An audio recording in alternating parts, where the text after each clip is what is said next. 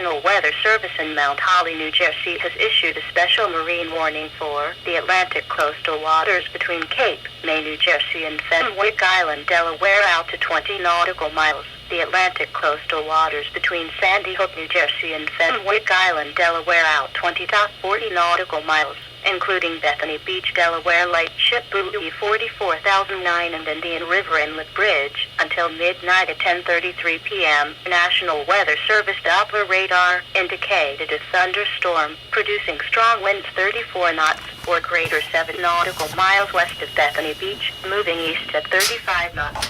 This strong thunderstorm will be near over Bethany Beach and 4 nautical miles south of Indian River Inlet Bridge by 10:45 p.m. 4 nautical miles north of Delaware Lightship Buoy 44,009 by 11:15 p.m. Mariners can expect gusty winds, high waves, dangerous lightning, and heavy rains. Boaters should seek safe harbor immediately until the storm passes. Frequent lightning is occurring with this storm. If caught on the open water, stay below deck as possible. Keep away from ungrounded metal objects.